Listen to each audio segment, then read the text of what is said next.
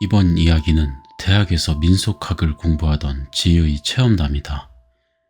이미 20년도 전에 있었던 일이라고 한다. 지가 그날 어느 지방을 방문했다.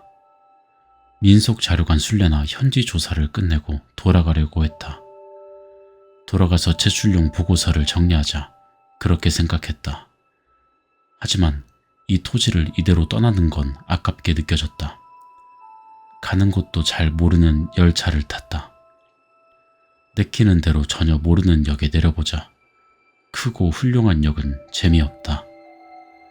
잠시 열차에 몸을 맡기면서 산간지방 이름도 모르는 자그만 역에서 내렸다. 낮 2시 아무도 없다. 상당히 조용한 역이었다. 눈에 띄는 포스터도 없고 관광용 소책자나 광고지도 없다. 이런 곳도 다 있구나. 그렇게 생각하면서 지는 역을 나왔다. 민가랑 식물로 된 생 울타리가 늘어선 길을 걷는다. 놀랄 정도로 사람이 없다. 아무도 걷지 않는다. 차도 지나지 않는다. 지방 마을이라는 건 전부 다 이런 걸까? 민가랑 민가 사이에서 몇 번이고 바다가 보였다. 항구마을이라는 것만은 알았다. 잠시 걷다 보니 이런 분위기를 가진 토지와는 어울리지 않는 커다란 건물이 보였다. 5층 이상은 되어 보인다. 아무도 없는 마을에 조용히 서 있는 게 쓸쓸해 보인다. 하얀 건물인가 싶어서 다가가 보니 벽이 부식되어 하얗게 된 것뿐이었다. 입구에는 벗겨진 글자로 마린타워라고 적혀있는 걸 간신히 읽을 수 있었다. 최상층이 전망실이라고 적혀 있었다. 시간도 있었기에 지는 거기에 들어가 보기로 했다. 들어가 보니 아무도 없었다. 접수대에도 아무도 없다. 게시판에 포스터가 붙어 있다. 하지만 색이 발해 있고 개최, 날짜는 몇 년 전 거였다. 통로 옆에는 쓰레기 봉지로 보이는 게 쌓여 있다. 거의 폐허 같은 쌀쌀한 공기가 돌고 있었다. 관광 목적으로 만든 건 좋았지만 전망이 틀어져 일단 최소한 관리만은 하고 있는 그런 건물 같았다. 지는 승강기를 발견하고 타보았다.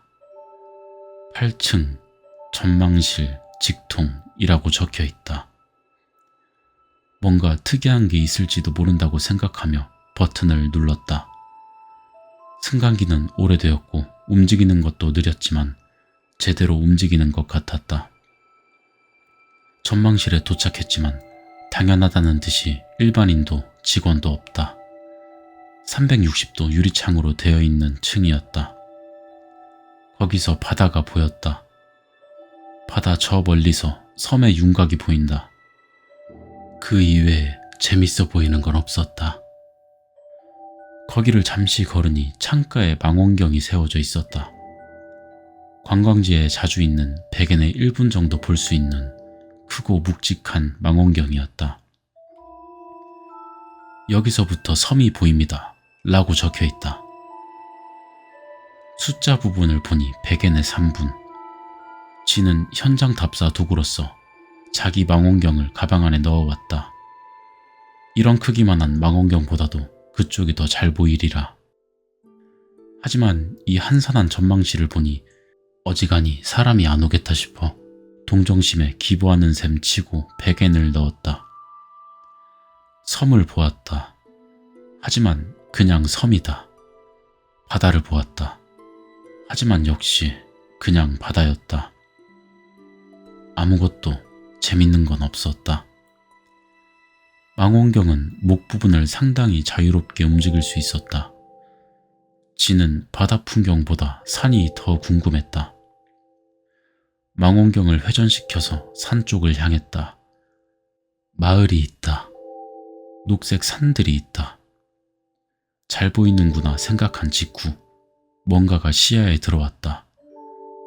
호기심이 일어서 100엔 망원경을 방치하고 자신의 망원경을 꺼내어 다시 보았다. 거기에는 기묘한 축제가 벌어지고 있었다. 산 중턱에 조금 트인 곳이 있는데 거기에 신사가 있다. 경내에 홍백의 장막을 치고 남자 10여 명이 원을 만들어 앉아 피리를 불며 북을 치고 있었다. 기묘한 건 그들이 둘러싸고 있는 것이었다. 그것은 인간 형태를 하고 있었다. 온몸이 새하얗다. 남자 같았다. 키는 아마도 10m 정도 된다. 팔다리가 비정상적으로 가늘고 몸통에 비해 너무나도 작은 머리가 달려있다. 얼굴은 반대쪽을 보고 있어서 잘 보이지 않는다. 기다란 팔을 흐느적거리면서 경내를 어슬렁거리고 있다. 그 발밑에서 하얀 거인을 내쫓듯이 사자탈 같은 게 들러붙어 있다. 정확히 말하자면 사자탈은 아니다. 머리에 달려있는 건 사자로 보이는 짐승의 머리가 아니라 새하얗고 밋밋한 거였다. 아무렇게나 늘어진 몸통 부분의 천, 거기에 10여 개 인간의 하얀 다리가 튀어나와 있다. 사자탈을 움직이는 건 2~3명일 것이다. 하지만 6~7명이나 들어가서 움직이는 얼굴도 몸도 새하얗고 입도 코도 없는 사자탈 같은 것, 저건 대체 뭘까? 이런 축제는 본 적도 들은 적도 없다. 애초에 저건, 저 거인은 어떻게 움직이고 있는 걸까? 제대로 걷고 있으니 종이 인형은 아니다. 인형탈 종류 같지만 너무 크다. 어떻게 조작하는 걸까? 그건 그렇고 팔다리 움직임이 너무 진짜 같다. 마치 정말로 살아있는 것처럼. 그 축제 상황을 지는 빤히 바라보았다. 빤히 바라보니 점점 불안해졌다. 이유는 알 수 없다. 알 수 없지만 무시무시한 걸 보고 있는 것 같았다. 그리고 터무니없는 일이 일어날 것 같은 기분이 들었다. 초조함이 극에 달한 가운데 저 멀리서 행해지는 소리가 들리지 않는 기묘한 축제는 점점 더 격해지고 있었다. 그 순간 앉아있던 연주자들의 진영이 무너졌다. 북이나 피리를 내던지고 와 하고 사람들이 달아난다. 어깨 부근에 한기가 지나갔다. 그때 아까까지 아무렇게나 움직이고 있던 하얀 거인이 딱 멈추었다. 그리고 으드득 얼굴을 정면으로 돌렸다. 그리고 그 얼굴 한가운데에서 뭔가 꿈틀거리고 있었다. 얼굴이 보고 싶다. 지는 망원경 배율을 올려서 거인의 얼굴을 향했다. 불행이라는 건 존재하는 법이다. 망원경을 조준하고 엿본 순간 우연히 맞춘 핀트가 우연히 돌아본 하얀 거인의 안면을 정확하게 포착했다. 쥐는 윽 하고 놀라며 망원경을 거두었다. 새하얀 거인의 얼굴, 거기에는 아이 낙서 같은 거친 선으로 그려진 눈과 코가 있었다. 그 얼굴에 있는 입, 새까만 입이 아으, 아으, 아으 하며 아메바처럼 움직이며 열렸다 닫히고 있었다. 이 얼굴을 계속 보면 안 된다. 반사적으로 그렇게 생각했다. 바닥을 바라보았다. 사자탈 같은 것 안에서 온몸을 새하얗게 칠한 남자들이 달려나온다. 하얀 얼굴탈과 천은 그 자리에 내던졌다. 참가자들의 비명이 들린 것 같았다. 공황이 벌어진다. 혼돈이 일고 있다. 그 한가운데 그 거대하고 새하얀 존재가 입을 아으 아으 움직이며 돌아다니고 있다. 아니, 자세히 보니 악단이나 사자탈이 있던 곳을 철저하게 짓밟고 있는 것 같았다. 축제가 실패했구나. 쥐는 그렇게 직감했다. 직감한 순간 그건 자신이 축제를 엿봤기 때문이 아닌가 하는 불안에 휩싸였다.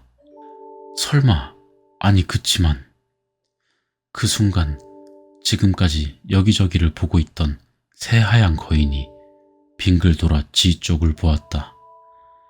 우연이 아니다. 명확한 의지를 가지고 움직였다. 저것은 내가 엿보고 있는 걸 알고 있다. 저것은 내가 어디에 있는지 알고 있다. 지는 망원경에서 눈을 떼고 도망쳤다.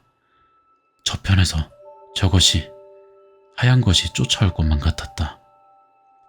그렇지 않아도 위험한 것에 접촉해버린 건 분명했다. 도망쳐야 한다.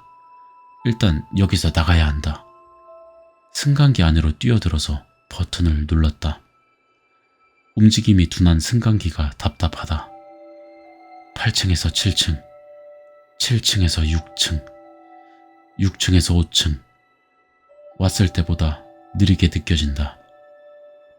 층수 카운트다운이 저것과의 거리를 나타내는 것 같아서 오싹해진다. 1층에 도착했다. 느릿느릿 열리는 문 너머에는 아무도 없었다. 아무것도 없다. 안도하고 달려나갔다. 단숨에 건물에서 나왔다. 역은 건너편이었을 것이다. 이대로 돌아가자. 거기에 사람이 한 명 걸어왔다. 척 봐도 항구 마을에 오래 살아온 것 같은 용모를 한 노인이 천천히 움직이고 있다. 이 마을에 와서 처음 만난 인간이었다. 쥐는 노인에게 매달렸다. 지금 이상한 축제를 보고 말았다. 그 축제는 무엇인가? 그 새하얀 거인은 무엇인가? 무엇부터 말하면 좋을지 몰랐지만 일단 말을 걸 수밖에 없었다. 저기 라고 쥐가 말을 꺼내기 전에 목소리조차 내기 전이었다. 노인은 대뜸 이렇게 말했다. 잘못된 건 당신 탓이 아니오. 쥐는 숨을 삼켰다. 그리고 그대로 역까지 달렸다. 더는 이 마을에 있고 싶지 않았다. 다행히도 10분 정도 후에 열차가 도착할 시간이었다. 아니, 이상하다. 다음 열차까지 1시간 반은 남았었다. 내가 거기에 1시간 이상 있었나? 그 축제를 50분이나 바라보았나? 그럴 리가 없다. 하지만 실제로 시계는 그렇게 말하고 있다. 당장이라도 그것이 오는 게 아닐까. 겁에 질린 채로 10분이 흐르고 드디어 열차가 왔다. 열차에 타자마자 쥐는 산쪽 방향 창문 차광 스크린을 내렸다. 그것이 자신을 쫓아서 산에서 어기적 내려오는 모습이 눈에 선했다. 열차는 무사히 출발했다. 쥐는 산쪽 차광 스크린조차 보지 않으려고 반대편 바다 풍경을 바라보면서 열차를 타고 갔다. 돌아간 뒤에 그게 어느 역인지 떠올리려고 했다. 하지만 아무것도, 무엇 하나도 떠오르지 않았다. 건물 이름, 역 이름, 장소, 기억에 파편조차 없다. 뇌가 기억하는 걸 거부하는 건지도 모르겠다. 그 마을은, 그 축제는 뭐였을까? 그 새하얀 거인은 어떻게 됐을까? 쥐는 지금도 모르고 있다.